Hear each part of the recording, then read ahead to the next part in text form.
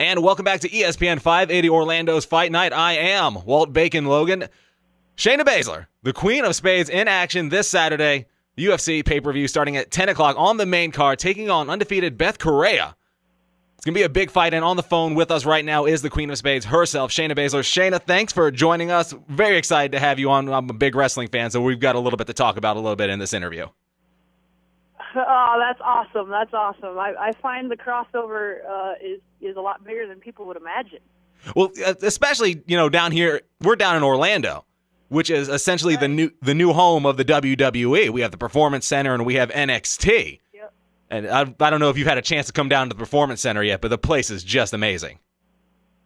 I haven't been there. I do want to make a visit. It's just tough with, being in a perpetual fight camp all the time to justify doing that. But, I watch NXT on the network for only $9.99. $9.99. And I watch all the NXTs, and I do want to get down there and see a show sometime. Oh, we'd love to have you. I've actually asked the people at Full Sail if they've reached out to you guys. They said they want to bring you guys down. So I'm just saying. I would love it. I would love it. If I find time, I'm doing that for sure. Oh, that'd be great. That would be great. So we'll get into wrestling a little bit later. I just want to talk about your fight this Saturday against Beth Correia. 8-0, undefeated. And after her last fight against Jasmine, she kind of pretty much called out the entire 4 horsewomen. And everybody knows you don't call out an entire stable. With your career, how big is this fight for you right now? You're kind of at a crossroads, and she's kind of coming up. And you're coming back from injury. How big is this fight? Well, I think it's bigger than people realize for me. It's a big fight for her. Obviously, she's an up-and-comer. She's trying to make a name off of us who have done a really good job branding ourselves and getting ourselves out there. She's trying to springboard off that because she can't do it herself. But for me, I have people might not know, I've been fighting for like 13 years, and this is the fights behind me outnumber the fights in front of me. I'm not saying I want to retire anytime soon or anything, but I'm aware of where I'm at in my career, and this is the beginning of the last chapter in the book, in the autobiography. So I think the realization of that and the achievement after all that I've been through and watching the sport grow, and I'm finally here. It's a great place to be one of the active and competitive females from the early days, living, not just watching it happen, but living the sport happen and get to this point. So let's talk about that for a second. I mean, you are a trailblazer in women's mixed martial arts. From where it was when you first started to now, we're looking at The Ultimate Fighter having an entire all-female cast for the first time.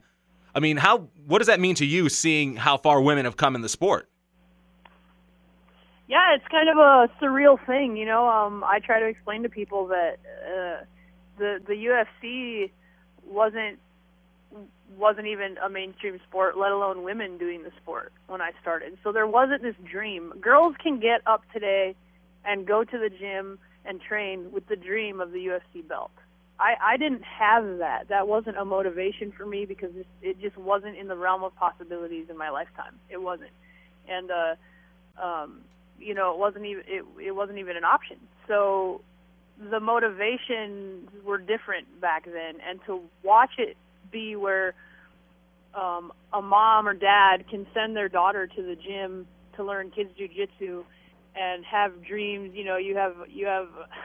You see like a dad with his newborn son, and he's like, this is the next lineman for Oklahoma. Like, they can have those dreams about their daughter in the UFC now, and I think that's a really cool place, and we're going to see a few years down the road, we're going to see that girl that has been in the gym since she was 5 training in grappling for MMA. It's going to be an awesome thing. That is pretty awesome. We don't have that much time with you right now, so I wanted to kind of get a couple of wrestling questions out there. We saw you girls, the 4 horsewomen, at SummerSlam. It looked like nobody had more fun than you girls. Am I right? I would say that that's an accurate statement, yes. Okay, a question I want to... We've all seen the picture of you girls with Brock Lesnar and Paul Heyman. Did Paulie, probably the best man on the mic in WWE history, did he drop any knowledge on you? Did he give you any words of advice? What was it like being, I guess, in the presence of Paul Heyman? I tell you what, Paul is the type of guy that you have to pay attention to everything he's saying all the time because everything is a lesson or an angle. He's a guy you can be around all day and you learn all day from. So just being around him, I had lunch with him earlier, and it was it's the guy's a genius. So it's a real awesome thing to be able to tap into that. It's great. Okay, highlight of the night at SummerSlam for you, what was it? I think meeting all the stars and realizing that they all watch UFC. So as much as we were like, do you know who that is? Do you know who that is? Do you know who that is? They were walking by, grabbing us. Oh my God, can I take a picture with you? I think it was 12-year-old Shayna's super jealous of 34-year-old Shayna. And then, of course, everybody saw Stephanie McMahon walk right by you girls and give you the 4 horsewomen sign. And then you helped her with the ALS Ice Bucket Challenge. I wouldn't be doing my job if I didn't ask. Has Stephanie talked to you girls? Because I've talked to Stephanie before, and she's kind of an intimidating person. But has Stephanie talked to you girls about all coming and trying anything?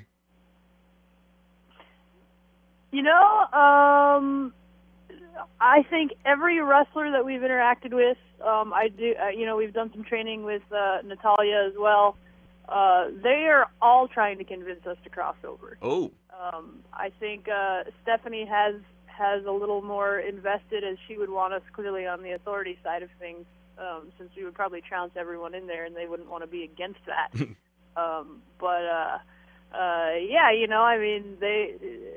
They love us, we love them. We'll see what happens. Oh, excited about that. And of course, if you had the WWE Network, if you go back, and I saw this, I had to watch it a couple of times, during Chris Jericho's entrance, you could perfectly see the Queen of Spades marking out once the countdown hit. Yes, I'm a longtime Y2J fan, and that match was really crazy because Bray Wyatt is probably my favorite active wrestler right now, and Y2J is one of my old favorites from back in the day. So that was a great time. And it was the best when the countdown hit. No one saw the countdown coming. Yeah, it was awesome. It was the old countdown entrance. It was great. Well, Shayna, it was great talking with you. Great talking with you on the phone. Great talking wrestling with you. Great talking, women's mixed martial arts. Good luck this Saturday taking on Beth Correia. Hopefully, when you come down to Orlando, we can all go to the Performance Center together because I've been there and it's amazing. I would love it. I will definitely hit you up if I make it that way. All right. And once again, this Saturday at UFC pay-per-view, Shayna Baszler taking on Beth Correia on pay-per-view, 10 o'clock. Get to your places. Get your beer. Get your wings. Watch the UFC. It's the Queen of Spades, Shayna Baszler. Thank you so much again. Thanks for having me, guys.